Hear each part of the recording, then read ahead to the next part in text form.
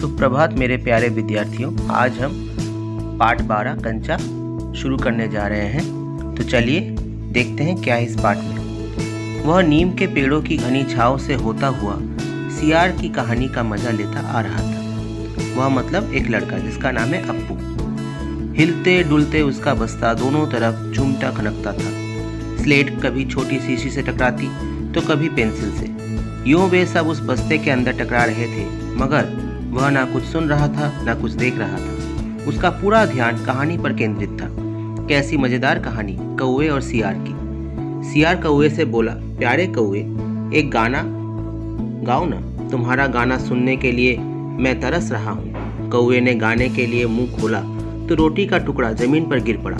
सियार उसे उठाकर 9-2-11 हो गया। वह जोर से हंसा, बुद्धू कौवा। वह चलते चलते दुकान के सामने पहुंचा। वहां अलमारी में कांच के बड़े बड़े जार कतार में रखे थे। उनमें चॉकलेट, पिपरमेंट और बिस्कुट थे। उसकी नज़र उनमें से किसी पर नहीं पड़ी। क्यों देखे, उसके पिताजी उसे ये चीज़ें बराबर ला देते हैं। फिर भी एक नए जार ने उसका ध्यान आकृष्ट किया, अपनी ओर खींचा। वह कंधे से लटकते बस्ते का फीता एक तरफ हटाकर उस जार के सामने खड़ा टुकुर टुकुर ताकता रहा। नया नया लाकर रखा गया है। उससे पहले उसने यह चीज़ यहाँ नहीं देखी है। पूरे जार में कंचे हैं, हरी लकीर वाले बढ़िया सफ़ेद गोल कंचे, बड़े आंवले जैसे। कितने खूबसूरत है। अब तक वे कहाँ थे? शायद दुकान के अंदर। अब दुकानदार ने दिखाने के लिए बाहर रखा होगा। उसके देखते देखते जार बड़ा होने लगा। वह आसमान सा बड़ा हो गया तो वह भी उसके भीतर आ गया। मतलब वो दिन में ही खड़े खड़े सपने देख रहा है। वहाँ और कोई लड़का तो नहीं था। फिर भी उसे वही पसंद था। छोटी बहन के हमेशा के लिए चले जाने के बाद वो अकेले ही खेलता था। तो उसकी छोटी बहन जो थी अब नहीं थी, वो गुजर चुकी थी। तो उसके जाने के बाद अब वो अकेला ही खेलता था।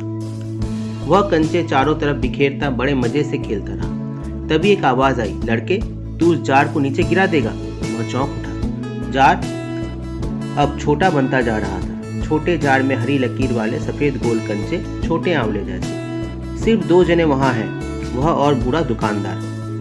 दुकानदार के चेहरे पर कुछ चिड़चिड़ाहट थी। मैंने कहा ना, जो चाहते हो वह मैं निकाल दूँ। वह उदास हो अलग खड़ा रहा। क्या कंचा चाहिए? दुकानदार ने जार का ढक्कन खोलना शुरू किया। उसने निषेध में सिर हिलाया।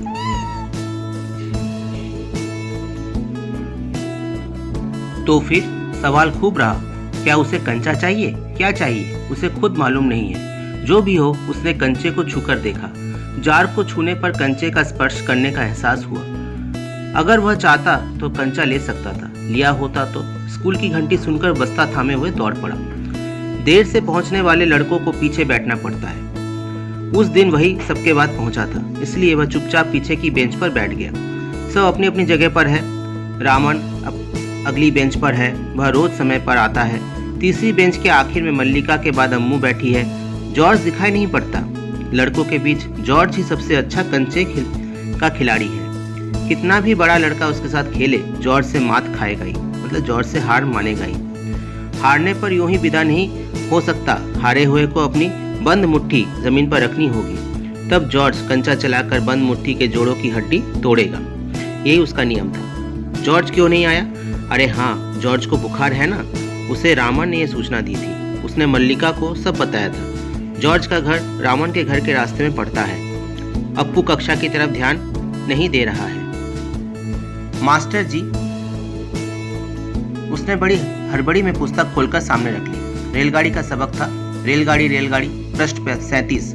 घर पर उसने यह पाठ पढ़ लिया है। मास्टर जी बीच बीच में बेंच से मेज ठोकते हुए ऊंची आवाज में कह रहे हैं, बच्चों, तुम में से कई ने रेलगाड़ी देखी होगी। उसे भाप की गाड़ी भी कहते हैं, क्योंकि उसका यंत्र भाप की शक्ति से चलता है। भाप का मतलब यानी पानी से निकलती भाप से है। तुम लोगों के घरों के चूल्हे में भी। अप्पू ने भी सोचा, रेलगाड़ी? उसने रेलगाड़ी देखी है। छुक छुक, यही रेलगाड़ी है। वह भाप की भी गाड़ी का मतलब। मास्टर जी की आवाज अब कम ऊंची थी। वे रेलगाड़ी के हर एक हिस्से के बारे में समझा रहे थे। पानी रखने के लिए खास जगह है, इसे अंग्रेजी में बॉयलर कहते हैं। ये लोहे का बड़ा पीपा है। लोहे का एक बड़ा सा कांच का जार, उसमें हरी लकीर वाले सफ़ेद गोल कंचे, बड़े आंवले जैसे। जॉर्ज जब अच्छा होकर आ जाएगा तब उससे कहेगा। उस समय जॉर्ज कितना खुश होगा। सिर्फ वे दोनों खेलेंगे और किसी को साथ खेलने नहीं देंगे। उसके चेहरे पर चौक का टुकड़ा आ गिरा। अनुभव के कारण वह उठकर खड़ा हो गया। मास्टर जी गुस्से में हैं। अरे तू उधर क्या कर रहा है? उसका दम घुट रहा था। बोल। वह खामोश खड़ा रहा। क्या नहीं बोलेगा? वे अप्पू के पास पहुंचे। सारी कक्षा सांस रोके हुए उसी तरफ देख रही है। उसकी घबराहट और बढ़ गई। मैं अभी किसके बारे में बता रहा था? कर्मठ मास्टर जी उस लड़के का चेहरा देखकर समझ गए कि उसके मन में और कुछ है। शायद उसने पाठ पर ध्यान दिया भी हो। अगर दिया है तो उसका जवाब उसके मन से बाहर लेकर आना है। इसी में उनकी सफलता है। हाँ हाँ बता, डरना मत। मास्टर जी ने देखा अप्पू की जबान पर जवाब था हाँ हाँ। वह कांपते बोला कंचा। कंचा? वे सकपका गए, मतलब हैरान हो गए। कक्षा में भूचाल आ गया। Stand up. मास्टर जी की आंखों में चिंगारियां सुलग रही थी। अप्पू रोता हुआ बेंच पर चढ़ा। पड़ोसी कक्षा की टीचर ने दरवाजे पर झांक कर देखा। फिर सम्मिलित हंसी। सभी एक साथ हंसने लगे। रोकने की पूरी कोशिश करने पर भी वह अपना दुख रोक नहीं सका। सुबकता रहा। रोते रोते उसका दुख बढ़ता ही गया। सब उसकी तरफ देख देख कर उसकी हंसी उड़ा रहे हैं। रामन, मल्लिका, सब। बेंच पर खड़े खड़े उसने सोचा, दिखा दूंगा सबको। जॉर्ज को आने दो। जॉर्ज जब आए, जॉर्ज के आने पर वह कंचा खरीदेगा। उनमें से किसी को वह खेलने नहीं बुलाएगा। कंचे को देख ये ललचाएंगे। इतना खूबसूरत कंचा है। हरी लकीर वाले सफ़ेद गोल कंचे, बड़े आंवले जैसे। तब शक हुआ, कंचा मिले कैसे? क्या मांगने पर दुकानदार देगा? जॉर्ज के साथ लेकर पूछे तो? नहीं दे तो? किसी को शक हो तो पूछ लो। मास्टर जी ने उस घंटे का सबक समाप्त किया। क्या किसी को कोई शक है? शक नहीं। अप्पू की शंका अभी दूर नहीं हुई थी। वह सोच रहा था, क्या जॉर्ज को साथ ले चलने पर दुकानदार कंचा नहीं देगा? अगर खरीदना ही पड़े तो कितने पैसे लगेंगे? रामन ने मास्टर जी से सवाल किया और उसे सवाल का जवाब मिला। अम्मी ने शंका का समाधान कराया। तो जो शंका थी उसका समाधान भी हो गया, जो कि अम्मी ने करवाया। कई छात्रों ने यह दोहराया। अप्पू क्या सोच रहे हो? मास्टर जी ने पूछा। पूछ लो ना, शंका क्या है? शंका जरूर है। क्या जॉर्ज को साथ ले चलने पर दुकानदार कंचे देगा? ये शंका थी उसके मन में। नहीं तो कितने पैसे लगेंगे? क्या 5 पैसे में मिलेगा? 10 पैसे में? क्या सोच रहे हो? पैसे? क्या? कितने पैसे चाहिए? किसके लिए? वह कुछ नहीं बोला। हरी लकीर वाले सफ़ेद गोल कंचे उसके सामने से फिसलते गए। मास्टर जी ने पूछा, क्या रेलगाड़ी के लिए? उसने सिर हिलाया। बेवकूफ़, रेलगाड़ी को पैसे से नहीं खरीद सकते। अगर मिले तो उसे लेकर क्या करेगा? तो बच्चों, आज हमने कंचा पाठ का पहला भाग समाप्त किया। आशा करता हूँ कि आप लोगों को समझ में आया होगा। तो अब मैं कुछ प्रश्नों को आपके सामने रख रहा हूँ। इन प्रश्नों के उत्तर आप अपनी कॉपी में लिखेंगे तथा इसका उत्तर आप कॉपी में लिखकर रखेंगे। तो मेरा पहला प्रश्न है, अप्पू कौन सी कहानी का मजा लेता आ रहा था? अप्पू कौन सी कहानी का मजा लेता आ रहा था? दूसरा प्रश्न है, अप्पू को अलमारी में क्या क्या दिखाई दिया? अप्पू को अलमारी में क्या क्या दिखाई दिया? तीसरा प्रश्न है, किसने अप्पू का ध्यान आकृष्ट किया? किसने अप्पू का ध्यान आकृष्ट किया? चौथा प्रश्न है, दुकान के सामने खड़ा होकर अप्पू कंचों के बारे में क्या सोच रहा था?